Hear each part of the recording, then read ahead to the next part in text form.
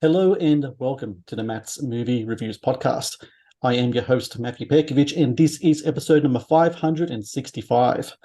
Releasing October 26 in Australian cinemas is Monolith, a sci-fi mystery that stars Lily Sullivan as a disgraced journalist who takes on a job as a host for a clickbait conspiracy theory podcast. Soon, this new gig brings with it mind-bending revelations that points to an alien conspiracy. A potent blend of sci-fi drama and dread-induced horror, led by a terrific central performance from Lily Sullivan. Monolith also marks the feature film debut of director Matt Vesely, who I'm glad to say joins me now on the podcast. Matt, how are you? I'm well, thank you, Matthew. Thank you for having me. It's really interesting having you on here, and I'm just listening to some different interviews you've done and just looked up your filmography and such. And this is your feature film debut, but you've been really busy before that as a script supervisor, working on shows and working on a lot of your short films as well. When it comes to your short films, the films that you've directed, you are like the main writer of those films as well. But when it came to your feature Yeah, film debut, you have Lucy Campbell, who's a main writer for Monolith. How did it come about that yeah, Lucy got in touch with you? How did it all come about that you two kind of like collaborated on this project? Because I usually find that when I talk to filmmakers, especially for strong shorts background, that their first films are coming from their own pen. So I'm just curious how it all kind of yeah, came yeah. about.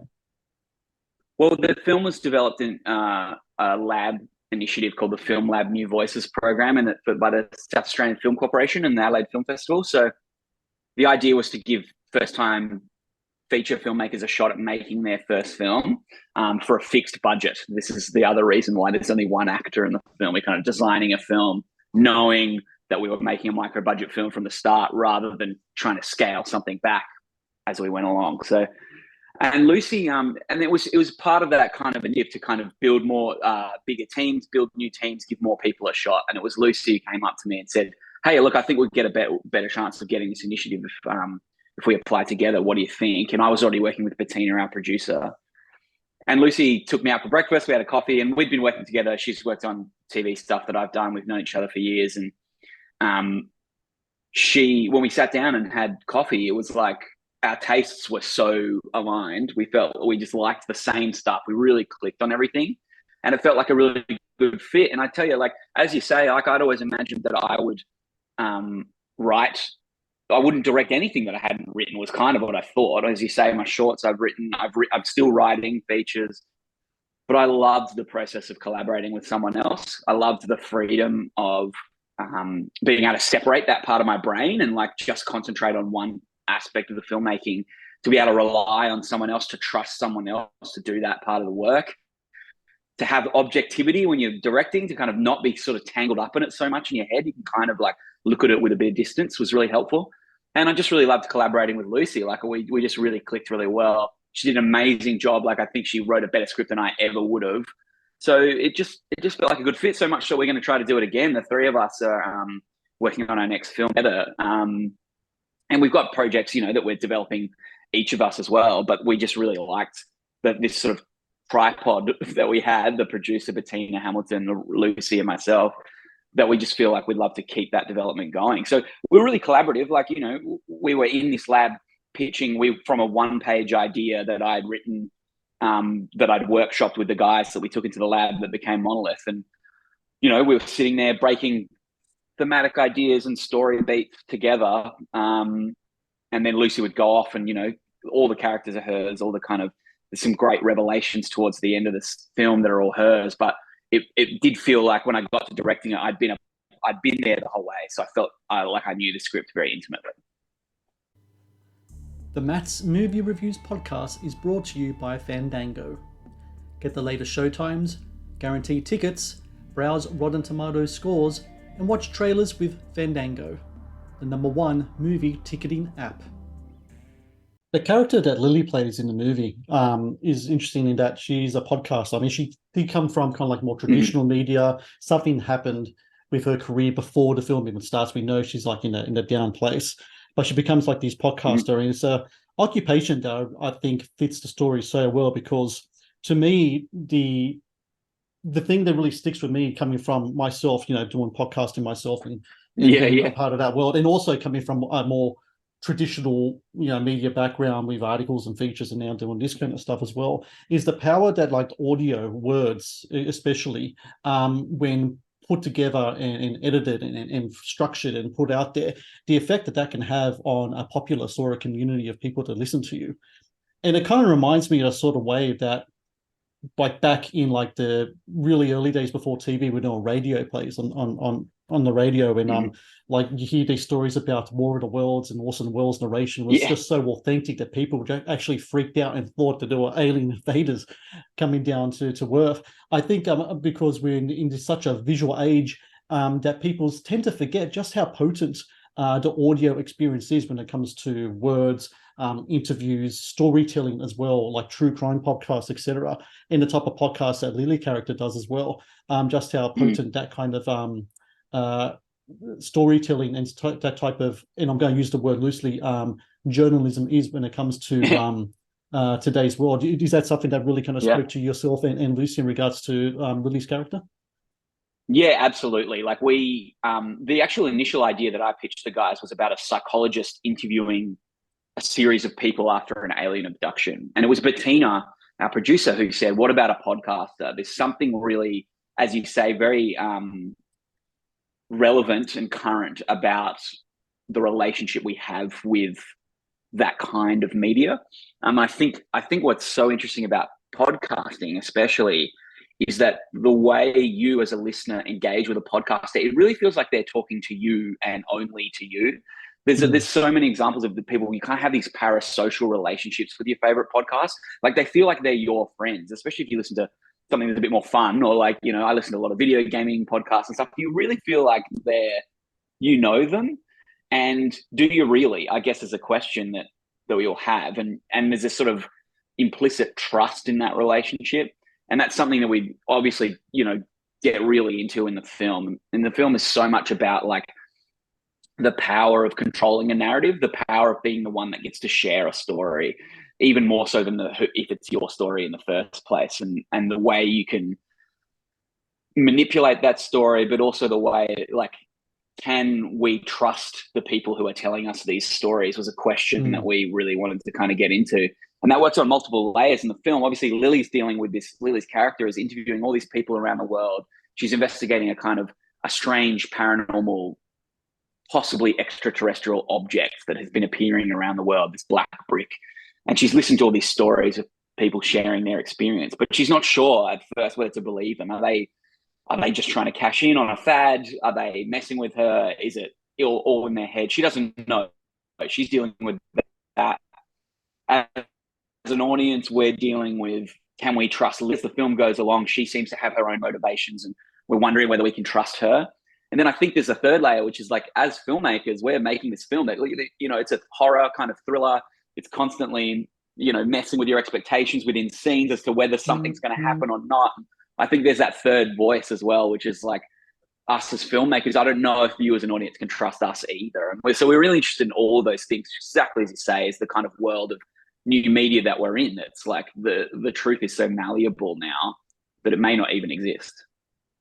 And I think we're kind of seeing that now with what's happening with the war in the current war between Israel and Palestine, and a lot of the different coverage happening there. People seem to be taking signs, and narratives have been going back and forth in regards to that. And then you have the advent of artificial intelligence as well, and the things that come with that. Yeah. I mean, I'm sure yourself as a consumer of podcasts and news as well, just as much as I am, and other people listening as well.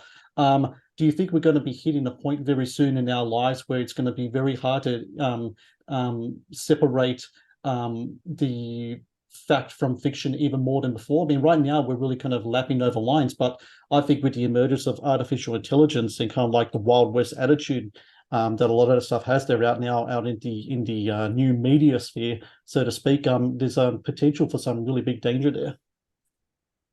Absolutely. I mean, I think we're already there, to be honest. Like, it's really interesting thinking about kids going through school today. They'll have to learn how to, a big thing that they'll be taught is to question their sources all the time. And it'll be a skill you have to learn. It's like, whenever you read anything, to try to make sure you know where it's come from and how it's generated, so you can ascertain whether it's something it's worth believing or not. I think we're already there. And as you say, it's pretty terrifying. And that's stuff that we play. There's other thematic stuff who controls that story. There's sort of a story about and class and wealth going on in the film too. But man, I think that was where we started. I mean, where the con started was this interest in how new media has rendered truth so hard to gauge. I think is super fascinating. It's something that I hope the next generation will be better equipped to deal with than our generation or the generations older than us, who I think are probably more susceptible to it because we grew up like we could read a newspaper and there were biases in the newspaper, of course, but if they're presenting facts, we could normally trust them. Or at least we thought we could. That maybe is naive of me as well. But now that you can't. You just can't believe anything. And man, what a terrifying world. The Matt's Movie Reviews podcast is brought to you by Gift Card Store. Australia's leading provider of gift cards, Gift Card Store offers a variety of prepaid MasterCard and Visa cards in physical or e-card format. You can even design your own card as the ultimate personalized gift.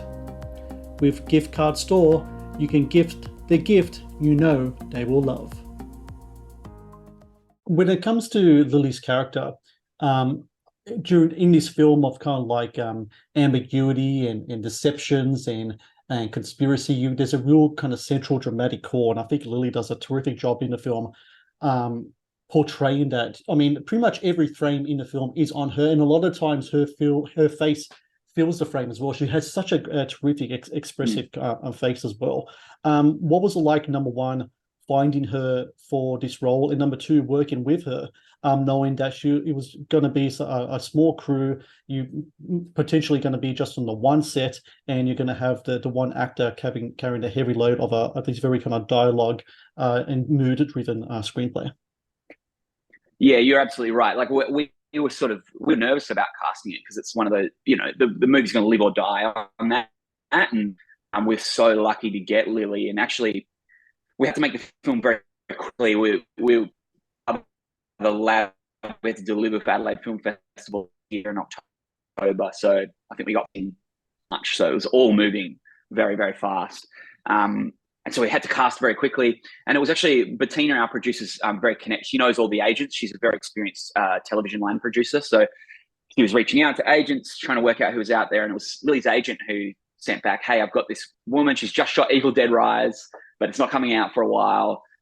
She's up for a new challenge. Like, what do you think? And watched her realized I'd seen her in films like Galore, and I'd seen her in The Other Guy, which is a Stan TV show, and she was a standout in that, I thought. And so it was this moment of like, okay, she's great. We knew she could act. That's her body of work. She's been working since she was quite young. And she's a very experienced actor. She's got this great voice, which is great for a podcaster. Really captivating face. All those things you say. We were sort of like, oh, she'll be great. She fits the role. We know that. And instead of auditioning her, all we did was Zoom with her to see all those things you say about, like, is she going to be up for doing a small film? Like on an independent film like this, you kind of own their role, and like, and not just cast, but crew as well. Everyone's kind of going to be up for the fight. It's like, they've got to be up for kind of getting down in the mud and like being willing to like, put in that extra mile and really kind of want to be there. You can't have someone who's there just to do a paycheck or kind of roll through it. So, and it was really clear as soon as we spoke to Lily that really excited by the challenge done before. She so down to earth that we felt very confident that she was going to be a great personality on set, or a great collaborator. And they were the things we were really worried about. And that she was just so committed to it. She's a really interesting actor. She's very, as you say, it's a dialogue-driven film, very internal. There's a lot of stuff on Lily when she's not talking as well. We're listening and she's listening. There's a lot of her listening in the film. But she is a very instinctual actor. She doesn't like to over-intellectualize things. She's not one of these actors that like needs to know all of her backstory and kind of, figure out the action in every single line. She likes to work with her body a lot. So she she would work physically even when it's a dialogue driven scene. She'd be doing push-ups before a take because she likes to like engage her real adrenaline, or if it's a scary scene or whatever, she's supposed to be feeling afraid or upset. She'd like to like make her body feel that way. And so, which was super interesting. And so for me, it was really just about getting out of her way and making sure she had everything on set that she needed to kind of feel comfortable. So we would do things like let her call action. She's supposed to be isolated and alone in this house. So obviously, even with a small crew, there's a lot of people running around. It's noisy. And so what we would do is the first AD would call roll sound or call roll camera. And once we were all set, he'd give the set to Lily, and Lily would just spend anywhere from 30 seconds to a few minutes with the cameras rolling, just kind of in her own world, just waiting. And she would give a little nod to the camera to say when she was ready. And then we'd just quietly call it and let her go. It's just things like that just really helped her, because as I say, she just wants to feel it. She wants to feel it in her body. And that was super impressive to watch. There was a couple of times we were behind the split. There's one early phone call where she's talking to a German art collector, Klaus, and we do, as you said, there's this full frame shot of her face. She's just listening for most of it, listening to this story. And that was the moment we kind of looked at each other behind the split and we were like, wow, we found the right person here. She's so captivating. And so we're so lucky to have her. She's a terrific actor, and I remember seeing her in all the projects you talk about. And then when I saw Evil Dead Rise and what she did in that film with the physical aspects of her acting repertoire, I think was just fantastic. And she really brings that to the fore in your movie as well, like especially her facial expressions and the way that she reacts to different conversations. Speaking of those conversations, how did it work on set?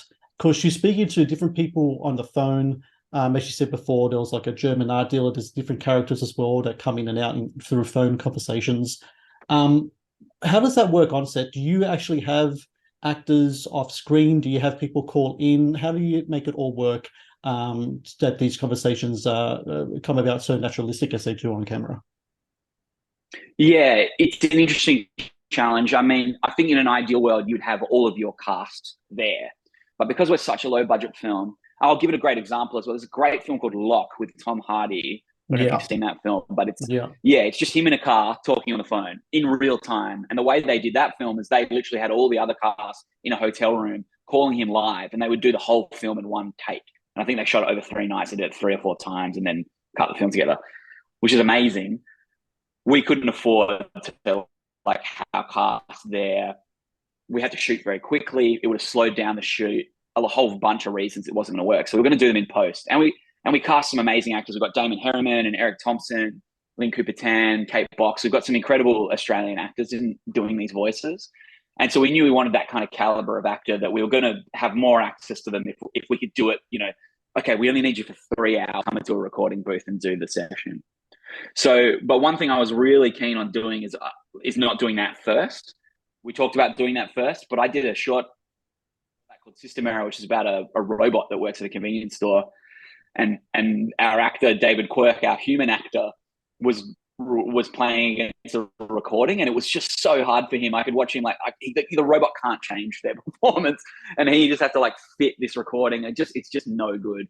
And at the same time, you don't want like me or a first AD just reading the dialogue. It doesn't give Lily much to work with. So what we did is we had one actor, her name's Ansuya Nathan. She's a great actor and writer. I'd been working with her for a year at the company, and she plays Paula in the film, the daughter of Flora Remains, the first email that leaves. And look, so we had her on set the whole time, and she would be in another room doing all the characters, but literally piped into Lily's headphones. So for Lily's intents and purposes, she was listening to a phone call, and so it's just down the hall, and our sound team's kind of rigged it up so that it kind of can feed through into her headset. And it just meant that, she's actually acting, because acting is so much about working with someone else and responding and listening, that Lily could actually do that. And because we're not using Ansuya's takes, apart from her character, for the other takes, when she's playing Klaus, the German art collector, when she's, Ansuya's performance was lovely, but she's not an elderly German man. So, no. It did make more sense when we replaced it. But Lily could ask for things that maybe we wouldn't want in that performance, but just helped her. So she could be like, she could go to Ansuya and be like, "Hey, on this line, can you really yell at me? I just want loud noise in that moment. That'll help trigger me again, physically trigger me to get to that next beat that I need to get to." And so it allowed us in the end a flexibility that I think really helped Lily. It was really, and Sue was such a great collaborator again on set. I could trust her to kind of do that stuff. So it ended up really great. And then in post, we'd cut the film. It's a lot of kind of pretty long takes, so we didn't want to edit too much. So we'd get those voice actors in. They would look at a rough cut, or towards the end of the process, sometimes it was a locked cut, and they'd bounce off Lily's performance, and we would kind of more like an ADR or dialogue replacement session or voice recording, for a cartoon or whatever, just really kind of fitting that stuff and just working with them to kind of fit that performance and find those beats to match Lily, which worked really well. And those actors were so open to that. It was great. They were such experienced actors that you kind of feel bad being like, okay, I need this actually 15% faster so that it's going to fit. But they were so up for it. They were so professional that they're used to that from their own dialogue replacement sessions. So we're very lucky to get those actors. Yeah. The Matt's Movie Reviews YouTube channel is brought to you by TeePublic. TeePublic is the world's largest marketplace for independent creators to sell their work on the highest quality merchandise. With over 1.2 million designs, TeePublic is sure to have something you will love. Speaking of the post-production process, the feeling of dread throughout Monolith is very strong, very palpable. And there's a lot of reasons why. I mean, the way you use the creeping camera during certain kind of scenes in the movie is really effective, the performances, the story. But I got to say as well, the score by Benjamin Speed is simply fantastic. I love the work that he does in this movie. And he's a composer for film and TV. He's been around for a while, and I think this is some of the best work that he's put on screen so far. When you get to that stage, when you're doing compositions for the film, what type of conversations you're having with Benjamin in regards to the film? And can I also ask as well, is there any plans or ideas of releasing a soundtrack or a Spotify playlist of the compositions from the movie? Because I love to be able to hear on its own, because I think it's just terrific. I haven't talked to Ben about that, whether we're going to do that. He does do that for his other films. So, we should chat to him and see if we can get it out, because and he composed a great song for the credits as well. That's him singing and at the end. And, I've collaborated with Ben for a while, and he's a brilliant composer. And interestingly, he watched the first cut. And one of the big influences on our film was Michael Haneke. There's something about Haneke that he presents horrible things happening in a very plain way. It's almost like it's so real that it makes it more terrifying or something. And so I was really interested in that kind of aesthetic. Now, interestingly, Haneke's films don't have a lot of music, if any. And Ben loves Haneke. He's a composer, and he loves this director that doesn't use music very much. He watches the first cut and he's like, "Oh man, we should make it like a Haneke, it's music." And we're like, "It's okay, Ben. You can do some stuff." But that's always a great place to start with working with a composer, when they just want what's best for the film. It's not about them. And his stuff's really subtle. Some really interesting textures that he uses. He was working in concert with Lee Kenyon, the sound designer, a lot as well.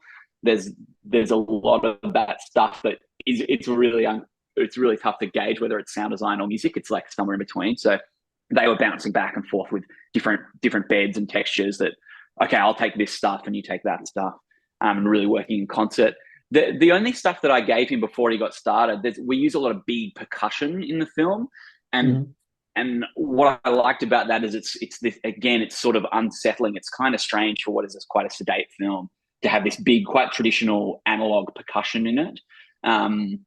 Thunderous at moments when nothing very thunderous is happening. And I liked, again, that would unsettle the audience, or they wouldn't trust, they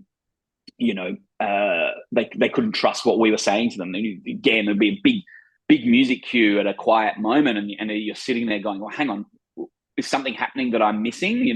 Constantly trying to read too much into what they're saying, which is what Lily's character is doing, always trying to align you with her perspective.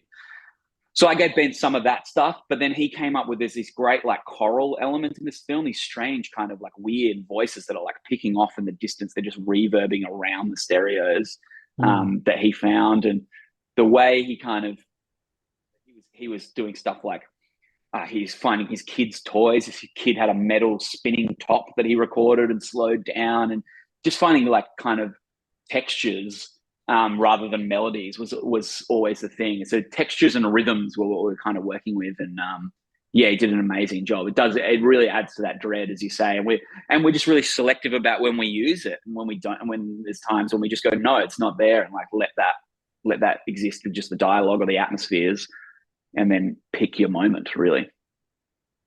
Please support Matt's movie reviews on Patreon. Get access to exclusive content, request movie reviews and top 10 lists, and help support my work. Please click on the Patreon link in the description below. Final question.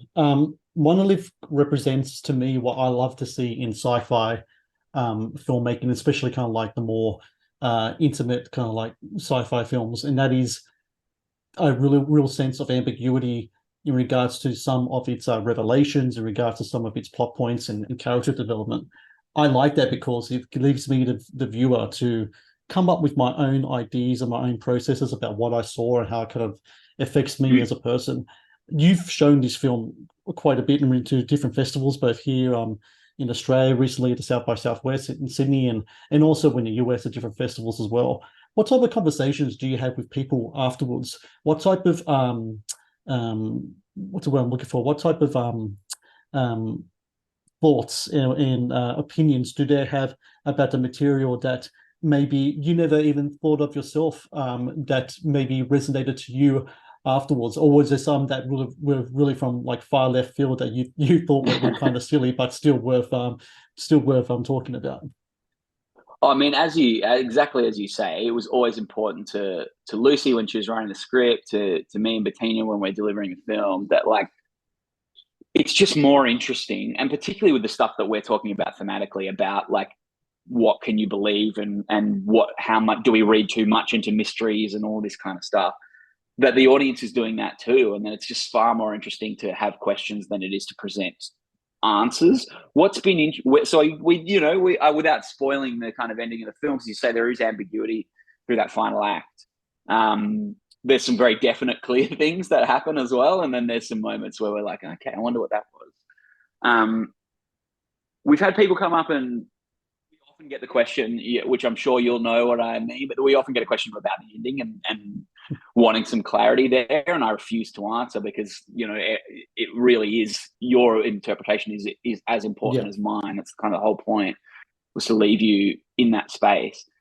What I think has been pretty unified is like thematically everyone's getting it. Like when people come up and say, this is what I thought it was about, it's almost always exactly what we intended, and that's really gratifying. It's like, okay, like that stuff that that was important to us to kind of communicate is coming through, and is like, it's feeling really strong for people, and they're finding that really interesting.